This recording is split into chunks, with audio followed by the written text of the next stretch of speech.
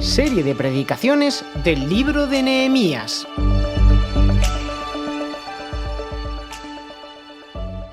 Pues buenos días a todos.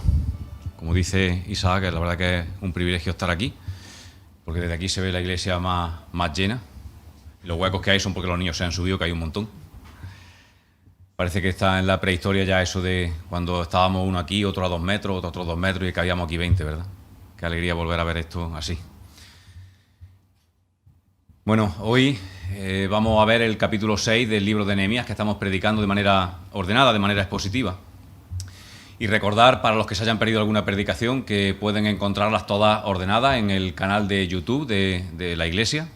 Ahí están todas las predicaciones del libro de Nehemías y todas las predicaciones también de otros muchos libros que hemos predicado de manera expositiva en los últimos meses y el último año. Así que podéis encontrarlas ahí. En este capítulo 6 que vamos a ver en esta mañana, vamos a ver que los problemas y la oposición que está enfrentando Nehemías, lejos de disminuir, van increciendo. Y que los enemigos de Nehemías no solamente siguen poniendo todo su esfuerzo en desbaratar sus planes, sino que además la cantidad de estos enemigos va creciendo.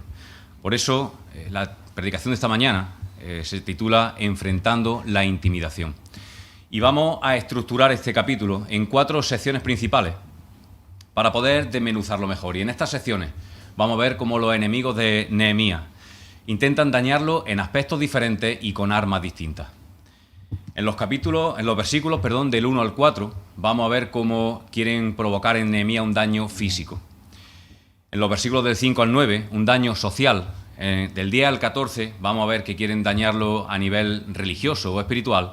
Y por último, del 15 al 19, quieren provocarle un daño político.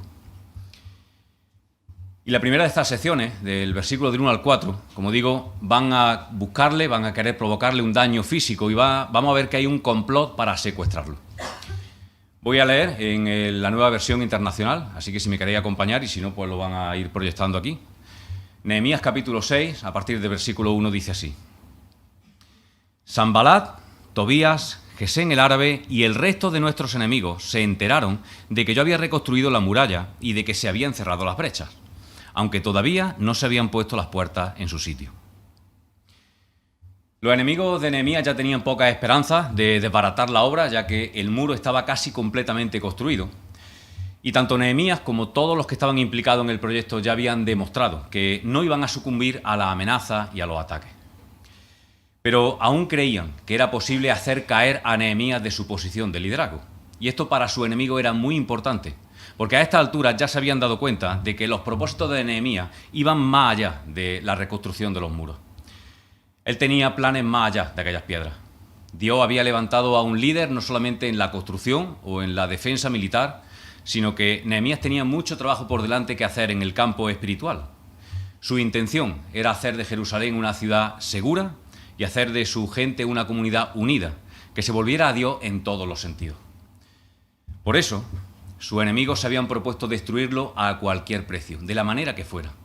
Y la única forma de llegar hasta él sería atrayéndolo hacia el exterior, hacia territorio enemigo, con engaño. Por eso dice el versículo 2 que entonces Sanbalat y Gesén me enviaron este mensaje: tenemos que reunirnos contigo en alguna de las poblaciones del Valle de Ono. Esta ubicación del Valle de Ono está a medio camino entre Jerusalén y Samaria, a unos 40-45 kilómetros al noroeste. Y para llegar hasta allí, suponiendo que no fuera un complot o que las intenciones de Sanbalat, Tobías y los enemigos no fueran malas, llegar hasta allí le habría llevado a Nehemías 1 o 2 días de camino, dependiendo del medio de transporte que usara. A eso hay que añadir otro día para tratar el tema que fuera y otros 2 días para el camino de vuelta. Es decir, que en el mejor de los casos tendría que perder 4 o 5 días en un momento crítico. Pero es que esa invitación, que podría parecer inocente para cualquiera que no conociera a los personajes o la situación, escondía detrás prácticamente una sentencia de muerte. Y Nehemías lo sabía. Fijaros lo que dijo: en realidad lo que planeaban era hacerme daño. Menos mal que Nehemías no cayó en la trampa. Él se dio cuenta de sus verdaderas intenciones. Nehemías era un hombre de oración constante y de intimidad con Dios. Y eso lo hacía más sensible a la guía de Dios, a sus propósitos, pero también a su aviso. Dios le otorgó a Nehemías una sabiduría, una capacidad, un discernimiento especial para ver más allá de la apariencia y conocer las verdaderas intenciones de las personas. Y esto para él fue imprescindible, porque él tuvo que moverse, que desenvolverse en un entorno hostil, en el que mucha gente que aparentaba ser de confianza no eran más que traidores comprados por su enemigo. Esto lo vamos a ver a continuación. En cuanto al discernimiento espiritual, esto es una cualidad espiritual, es un don del Espíritu Santo que los cristianos hoy en día necesitamos para evitar que se pervierta nuestra teología, para evitar que el mundo nos convenza con sus discursos sobre la tolerancia, la libertad, el respeto, que solamente esconden conductas y herejías y justificaciones a esas conductas pecaminosas que proceden del infierno. Pidamos al Señor discernimiento espiritual para ver más allá de las supuestas buenas apariencias de la gente, para leer entre líneas cuando escuchemos sermones de predicadores dudosos, para evitar que se infiltren en la Iglesia corrientes de pensamiento que atenten contra la palabra de Dios, queriendo renovarla o reinterpretarla. En 2 de Corintios, Pablo les dijo a los corintios en el capítulo 11, versículos 14 y 15, que Satanás mismo se disfraza como ángel de luz. Así que no es de extrañar que sus servidores se disfracen como servidores de justicia. Tengamos cuidado y pidamos discernimiento espiritual para saber filtrar, para saber lo que viene de Dios y lo que viene de Satanás. Continuando con la respuesta de Nehemías ante la proposición, dice el versículo 3, así que envié unos mensajeros a decirles, estoy ocupado en una gran obra y no puedo ir. Si bajara yo a reunirme con vosotros, la obra se vería interrumpida. Como decía antes, aún en el mejor de los casos de que no hubiera un plan perverso detrás, Nehemías no estaba dispuesto a que nada lo distrajera de su responsabilidad de liderazgo, por casi una semana, como decía. Él era un hombre de principios, de convicciones firmes, y no estaba dispuesto a que nada lo distrajera de lo que tenía entre manos.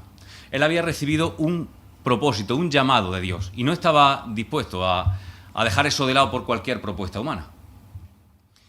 Quizá la gente podía acusar a Nehemías de ser rígido, de ser inflexible, intratable, obcecado, intolerante, radical. ¿Y qué? Si es que precisamente a eso estamos llamados, a ser radicales en nuestros principios, en nuestras convicciones, y a no dejar que el mundo nos pervierta de los caminos del Señor. En la cultura actual, en la sociedad posmoderna en la que vivimos, la intolerancia es el enemigo a batir, el enemigo más grande. Todo el mundo tiene que ser tolerante con todo y con todos. Sin embargo, no deja de ser paradójico que muy pocos están dispuestos a ser tolerantes con quienes luchamos por mantener unos principios morales y espirituales sólidos, fundamentados en la palabra de Dios. Cuando los cristianos tenemos las ideas claras sobre la sexualidad, sobre la ideología de género, el matrimonio, el consumo de alcohol y de drogas, la defensa de la vida respecto al aborto, a la eutanasia, entonces somos tratados como fanáticos, radicales, sectarios y casi enfermos. Se nos exige que seamos tolerantes con lo que ellos llaman que son sus derechos y libertades, pero al mismo tiempo el mundo no es ni va a ser nunca tolerante con personas de firmes convicciones fundamentadas en la Biblia.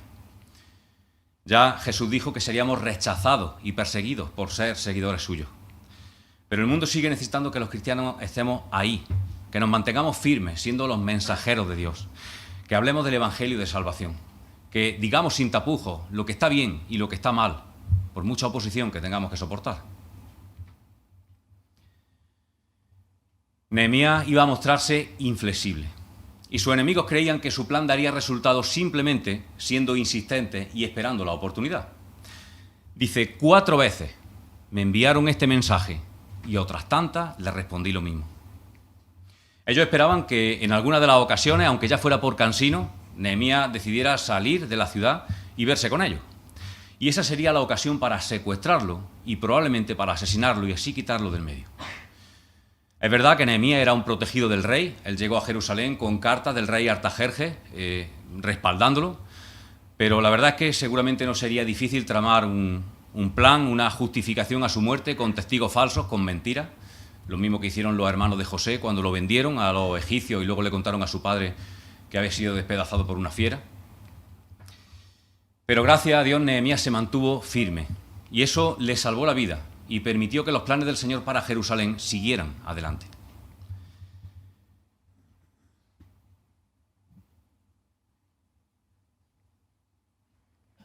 En los versículos del 5 al 9 vamos a ver ahora cómo los enemigos de Nehemías quieren provocarle un daño social y vamos a ver un complot para desprestigiarlo.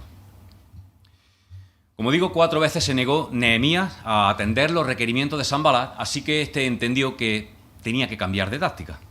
Ahora Sanbalat le envía otra carta con otra invitación, pero esta vez, en lugar de ir la carta cerrada y sellada, de manera que solamente podía ser abierta por su destinatario, ahora le manda una carta abierta. Una carta que podía ser leída por cualquiera y en la que además argumentaba el supuesto motivo por el que quería reunirse con Nehemías.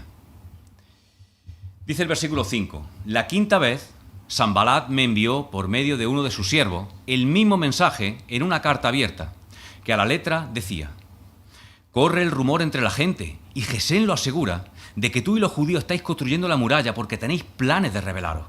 Según tal rumor, tú pretendes ser su rey y han nombrado profetas para que te proclamen rey en Jerusalén y se declare: tenemos rey en Judá. Por eso, ven y hablemos de este asunto antes de que todo esto llegue a oídos del rey. Como carta abierta y no sellada, podía considerarse de dominio público y cualquiera que se encontrara con el mensajero que la llevaba, pues tenía libertad para leerla. De hecho, ese era el propósito de Sanbalat, que el contenido de la carta fuera leído por cuanta más gente mejor. Según esa carta, Nehemías tenía malas intenciones a la hora de reconstruir la muralla, rebelarse, y tenía motivaciones corruptas en su liderazgo, ser rey, aunque para ello tuviera que manipular a los profetas. Y según esa carta, Sanbalat tenía buenas intenciones porque lo que quería era aclarar este malentendido y evitar que llegara a oídos del rey. Sanbalat no podía ser más falso y más hipócrita, porque lo que está haciendo en esta carta abierta, de lo que está acusando a Nehemías, es justo exactamente de lo que él mismo estaba haciendo. Acusaba a Nehemías de tener malas intenciones y motivaciones corruptas, justo lo que él estaba haciendo. Y acusaba a Nehemías de manipular a los profetas en beneficio propio, justo lo que él hizo, como vamos a ver a continuación, corrompiendo a los profetas, sobornándolos para engañar a Nehemías. Y es que el pecado puede corromper y puede endurecer a las personas hasta límites insospechados, llegando a ser tan cínicas que se permiten acusar a los demás de actitudes que ellos mismos están cometiendo a vista de todos. Y se me viene a la cabeza, como no puede ser de otra manera, los políticos de hoy en día. No sé si estáis al tanto de la situación política, si veis algún telediario, da igual del color que sean, pero no tienen ningún tipo de escrúpulo ni vergüenza para tachar al de enfrente de cosas que ellos mismos está probado que han hecho y que están haciendo. Así que por eso es necesario que con cierta frecuencia nos examinemos delante del Señor con honestidad para no dejar que esas actitudes pecaminosas vayan endureciéndose en nosotros y dejándonos ciegos e insensibles a nuestro propio pecado. Esta carta abierta tenía como propósito extender rumores falsos sobre Nehemías para desprestigiarlo ante la gente. La acusación de conspiración, por falsa que fuera, podía generar una duda razonable en el rey Artajerjes y que éste decidiera, y con motivo, la vuelta inmediata de Nehemías a la capital para así evitar cualquier peligro, ¿verdad? Hay un refrán que dice que cuando el río suena, ¿qué? Agua lleva. Hay otro que dice que no hay humo sin fuego. Y esto quiere decir que cuando hay un rumor, necesariamente tiene que haber algo de verdad en él. Pero esto es muy peligroso. Porque cuando la reputación de una persona queda manchada por un rumor, por mucho que se aclare y por mucho que quede demostrada su inocencia, su imagen ya habrá quedado dañada para siempre.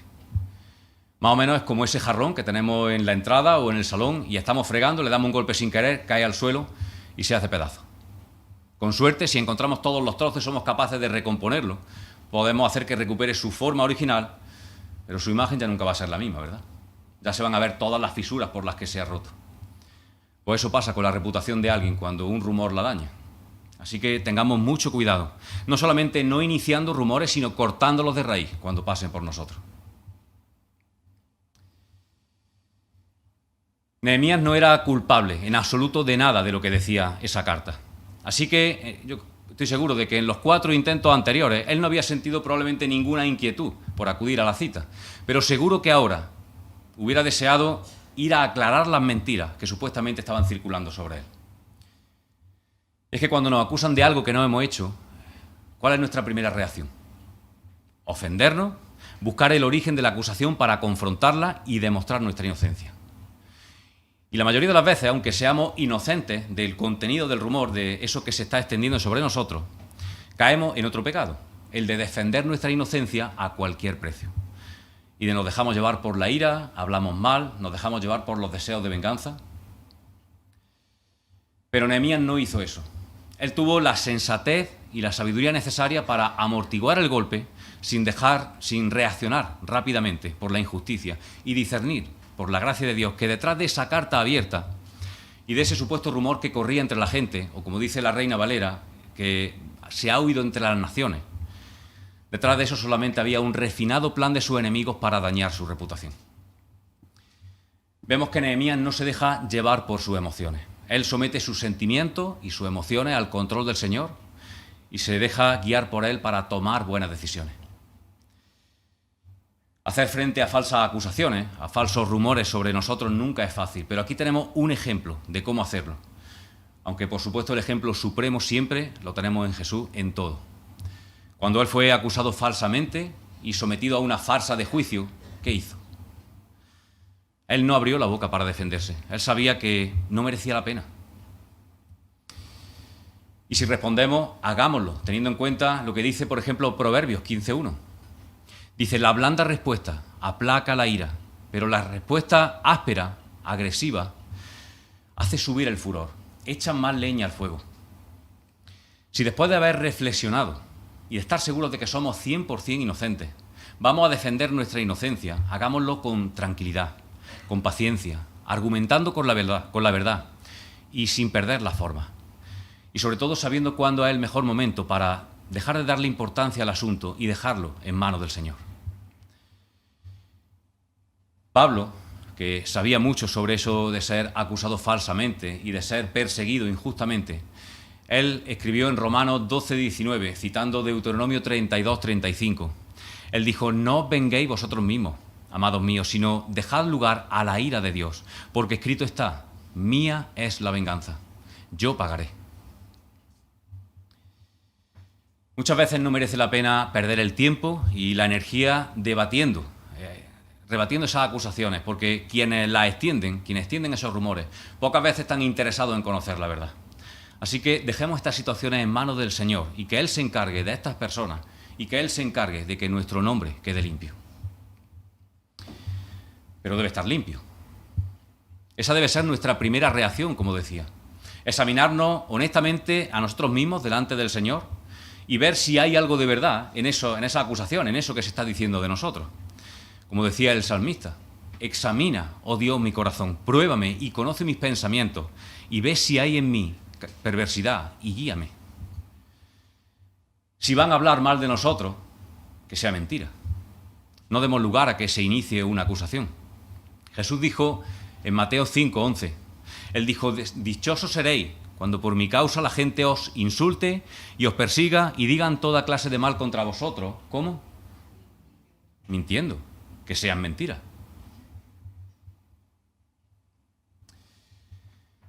Entonces Nehemías vemos que en lugar de caer en la tentación de ir y de discutir sobre su inocencia, él tranquilamente escribe otra carta de vuelta. Dice el versículo 8, yo envié a decirle, nada de lo que dices es cierto, todo esto es pura invención tuya. En realidad lo que pretendían era asustarnos, pensaban desanimarnos para que no termináramos la obra. Él sabía cuál era el origen de los rumores y de las mentiras, y además sabía que no era verdad eso de que se hubiera extendido, sino que esa era solamente la intención que tenían sus adversarios. Así que, en esos mismos términos, Nehemías le escribe su respuesta. Y buscando por internet he tenido acceso a un manuscrito muy antiguo en el que está la carta de Nehemías que le responde a Sanbalat. Dice así, querido Sanbalat, he recibido tu amistosa carta. Gracias por tu preocupación por mí. Pero siento decirte que no me creo nada, que todo esto que dices es mentira y que sé perfectamente que eres tú quien ha inventado esas mentiras sobre mí y quien quiere hacerlas circular. Siento también decirte que vuestro plan para desprestigiarme y para asustarnos y desanimarnos ha quedado al descubierto y que no conseguiréis lo que os proponéis. Con afecto, tu amigo Nehemías. Bueno, quién sabe si contestó un tono sarcástico, pudo haber escrito algo así, ¿no? Evidentemente esto no es bíblico.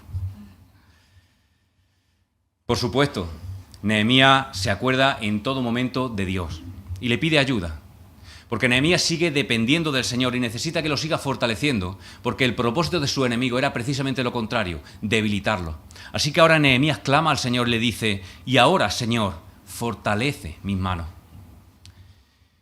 Y quizá cuando Nehemías hizo esta oración, Señor, fortalece mis manos, quizá tenía en mente las palabras de Isaías, cuando Isaías escribió: fortaleced las manos cansadas, afirmad las rodillas endebles, decid a los de corazón apocado: esforzaos, no temáis. He aquí que vuestro Dios viene con retribución, con pago. Dios mismo vendrá y os salvará. Isaías escribió estas palabras 300 años antes, pero eran muy adecuadas para la situación que estaban viviendo los judíos en tiempos de Nehemías. El miedo es un tema recurrente en este libro, en el libro de Nehemías. Sus enemigos procuraban constantemente asustarlo e intimidarlo, a él y a todos los que trabajaban con él. Y en este capítulo, hasta en 4 ocasiones, se utiliza la palabra hebrea para asustar, yaré, en cualquiera de sus formas. Por eso digo que quizá Nehemías, cuando clamó al Señor, tenía en mente las palabras de Isaías, porque estas dicen: no temáis, Dios se ocupará. ¿Queréis saber una curiosidad para los amantes de los números, de las estadísticas? Que yo sé que aquí hay algunos, ¿verdad, Pepe? ¿Sabéis cuántas veces dice a lo largo de la Biblia no temáis, no tengáis miedo, en alguna de sus variantes, de su forma? Muy bien, 365, un número fácil de recordar. Tenemos una para cada día. Y a nosotros, con más razón, el Señor nos dice: no temáis, no temas. ¿Y sabéis por qué? Porque una de las últimas palabras, una de las últimas cosas que Jesús dijo en sus días aquí en la tierra fue: yo estoy con vosotros todos los días. Yo estoy contigo todos los días hasta el fin del mundo. Si creemos esto de corazón, que el Señor está con nosotros todos los días hasta el fin del mundo, ¿de qué vamos a tener miedo?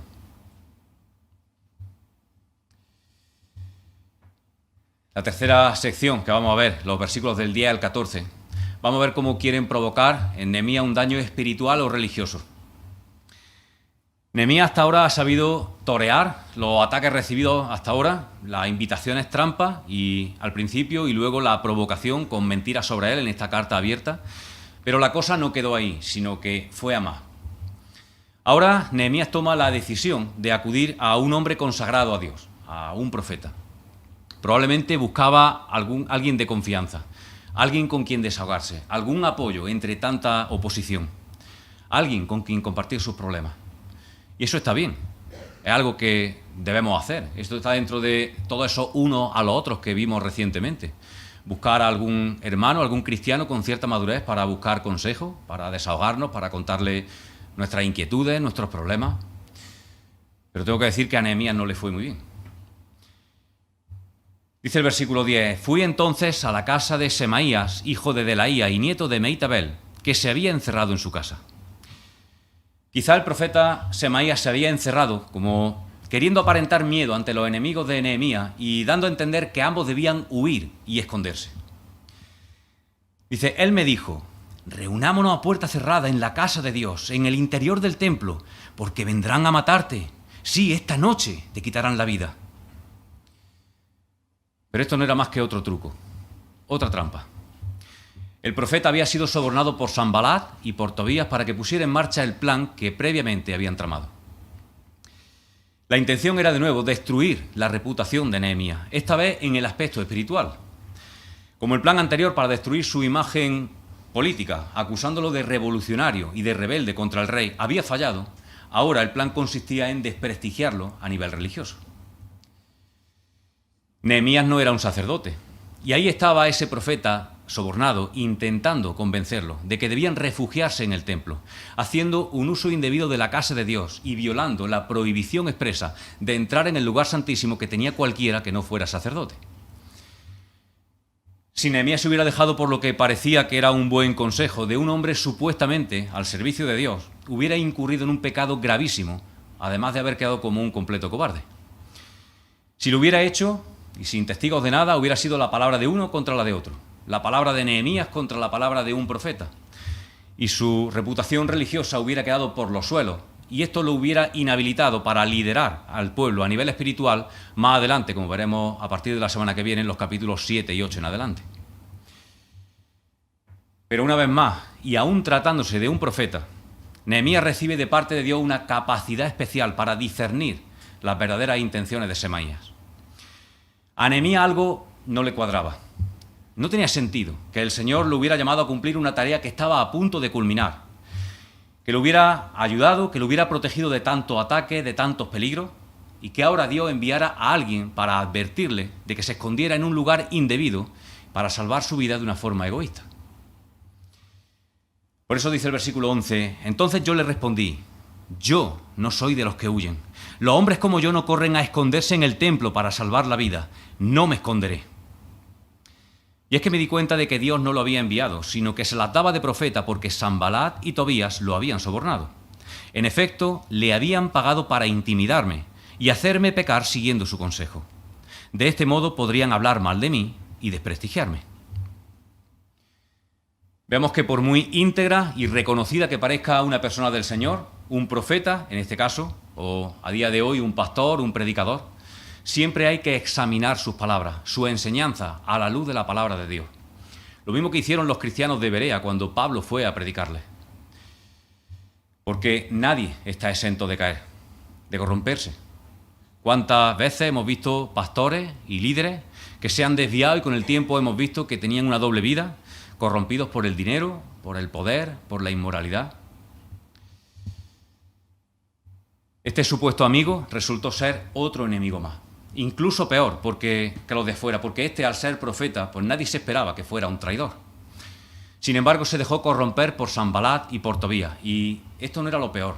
Lo peor es que los enemigos de Nehemías habían conseguido sobornar a más profetas. Mirad lo que dice Nehemías en otro clamor al Señor, en el versículo 14.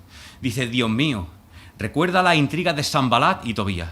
Recuerda también a la profetisa Noadías y a los otros profetas que quisieron intimidarme. ¿Quién estaba detrás de todo esto? ¿Tobías y Sanbalat? Ellos eran solamente instrumentos. El enemigo real era Satanás. Él era el cerebro que estaba detrás de todos los planes, detrás de todos los ataques. Él organizó los ataques desde afuera, él organizó los ataques desde adentro, que vimos la semana pasada en el capítulo 5, cuando unos judíos se comportaron mal unos con otros, abusando unos de otros. Satanás también utilizó a Tobías y a Sanbalat para tentar a algunos profetas que le dieran la espalda a Dios por amor al dinero. Satanás está detrás de todo, porque él siempre quiere destruir los planes de Dios. Él estaba viendo cómo Nehemías era un instrumento de Dios para reconstruir Jerusalén y hacer de ella una ciudad segura e íntegra. Él estaba viendo con rabia cómo Nehemías era un instrumento del Señor y que no se iba a conformar con levantar los muros, sino que sería un líder espiritual junto con Esdras, que guiaría a los habitantes de Jerusalén a vivir vidas comprometidas con el Señor. Satanás siempre va a estar a nuestro alrededor, como un león rugiente, buscando devorar nuestra fe, nuestra confianza, nuestro ánimo, nuestro testimonio. Cuando recibimos ataques de personas cercanas, de compañeros de trabajo, de familiares, incluso de gente de la iglesia, miremos más allá de las personas y veamos que es realmente Satanás el que está detrás de todo. Y hagamos como Nehemías, orar. Nehemías, una vez más, eleva una oración a Dios, dejando la causa en sus manos y pidiendo que fuera Dios quien hiciera justicia con Sanbalat, con Tobías, con Gesén y con todos los profetas corruptos. Una vez más, Nehemías no busca venganza, sino que encomienda su situación al Señor y descansa en Él.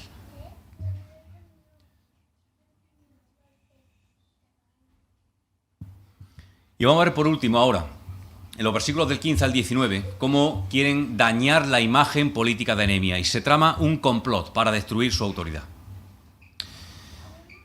A pesar de todos los intentos por provocar la caída de Nehemías y por entorpecer su trabajo, el proyecto se termina con éxito y en un tiempo récord.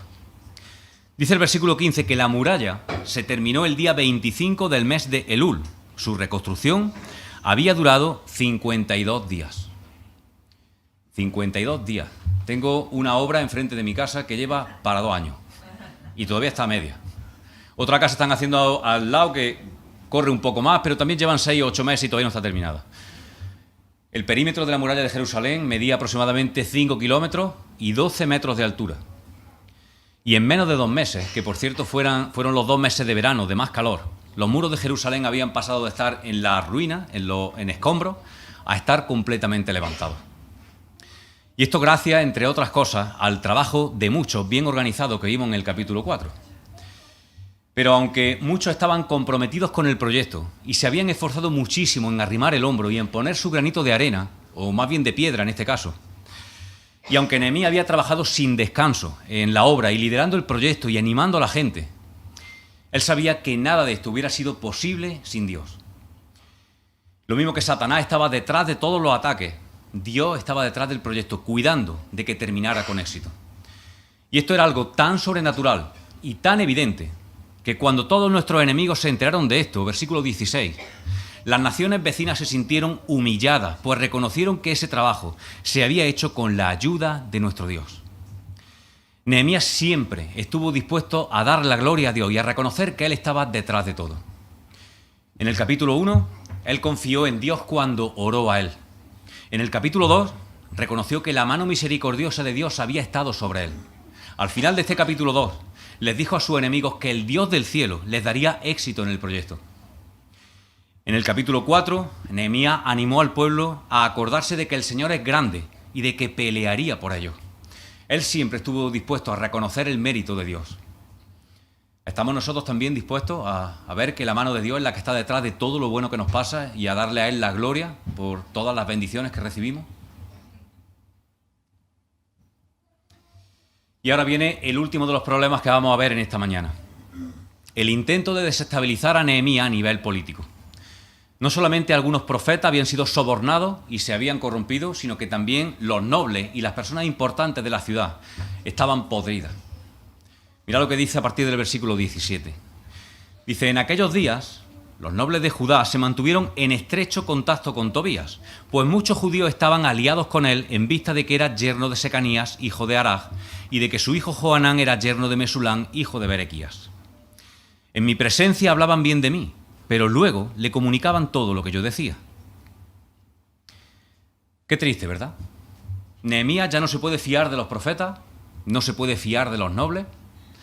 Los únicos que estaban contentos con esa situación eran los carteros de la época. ¿Y por qué digo eso? Bueno, la traducción de la Reina Valera dice que en aquellos días muchas cartas de los principales de Judá iban a Tobías y las de Tobías venían a ellos. Así que a los carteros no les faltaba el trabajo llevando y trayendo las intrigas que se traían entre ellos. Y este nuevo ataque era de los más peligrosos, porque cuando un enemigo es conocido y podemos identificarlo, es más fácil defendernos de él y cuidarnos de él. Pero en este caso, los enemigos estaban infiltrados entre los nobles de la ciudad, entre las personas con responsabilidad y de liderazgo, las personas con las que Nehemías, por su cargo, estaba llamado a relacionarse. Ya era imposible saber quién era amigo y quién era enemigo. Y la más inocente conversación sobre cualquier tema podría llegar rápidamente a los oídos de Tobías, Sanbalat y compañía. Esta situación era muy estresante para Nehemías, tener que estar desconfiando constantemente de toda la gente a su alrededor. Yo estoy seguro de que esto lo llevó a agarrarse aún más del Señor y a buscar la sabiduría y la capacidad de discernimiento que solo Él podía darle. Los nobles ya habían demostrado su amor por el dinero en el capítulo 5, explotando a sus propios compatriotas, expropiándole de sus propiedades y dejando que incluso esclavizaran a sus hijos para pagar préstamos con intereses abusivos. Y ahora algunos de ellos lo siguen demostrando, dejándose comprar por el dinero de Tobías y de Sanbalat, aunque ellos sabían perfectamente que eran enemigos de Jerusalén. El problema es que el dinero, por desgracia, tiene la capacidad de nublar nuestro razonamiento y de borrar nuestra memoria.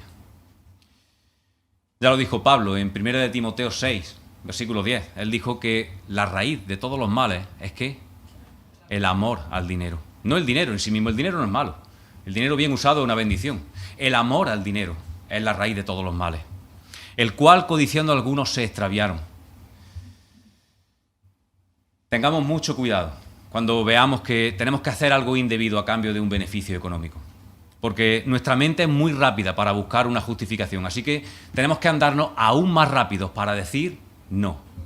para decir no a pagar algo sin IVA, para decir no a falsear la declaración de la renta, los datos, para que nos salgan más favorables, a decir no a cuando tengamos que ocultar información a la hora de vender algo para sacarle más beneficio, a decir no a aceptar un pago por un trabajo en el que sabemos que tenemos que mentir o que comprometer nuestros principios bíblicos. El libro de Proverbios, por ejemplo, es muy claro, es muy contundente contra las personas que se dejan llevar por ganancias malavidas o deshonestas.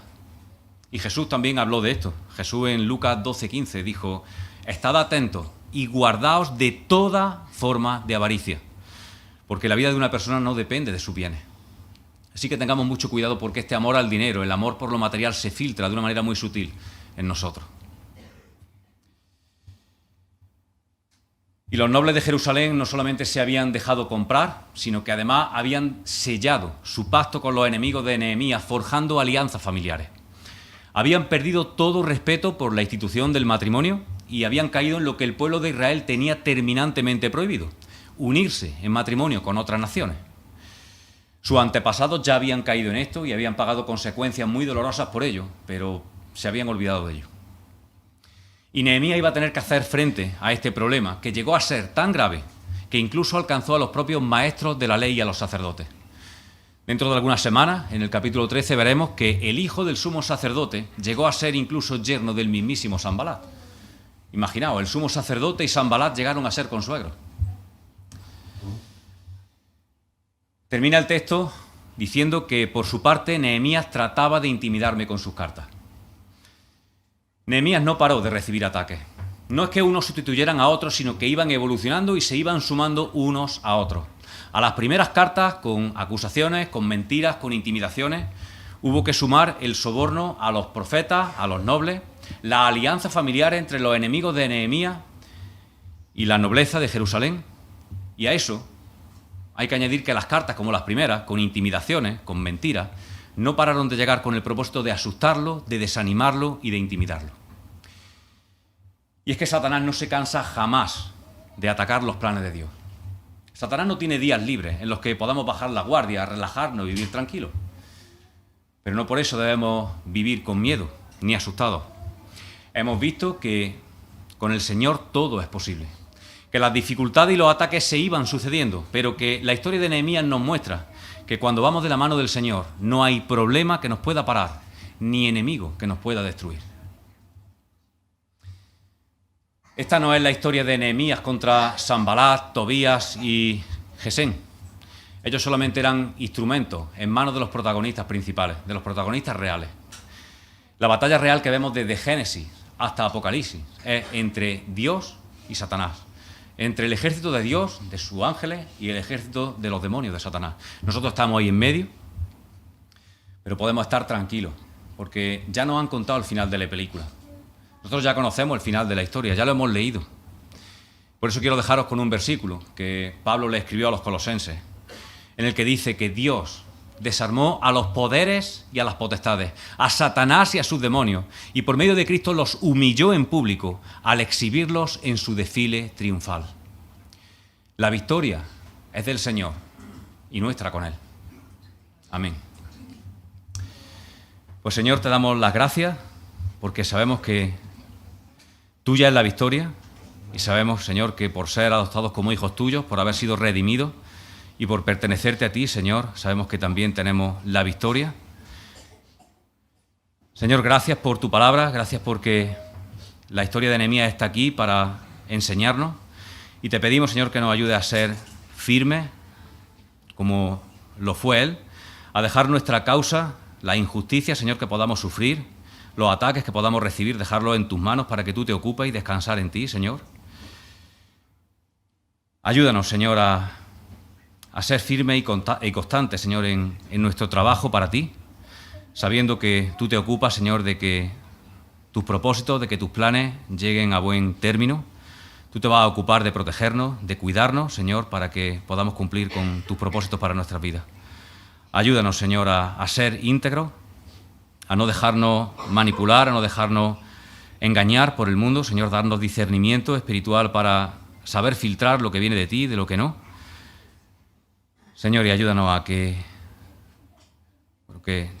nuestro testimonio y nuestra vida, Señor, te agraden y podamos seguir esforzarnos, Señor, en nuestro trabajo aquí en la Iglesia, Señor, con gozo, para que tú puedas edificar tu Iglesia lo mismo que tú edificaste los muros de Jerusalén, Señor, por medio de Nehemías y de aquellos judíos, Señor.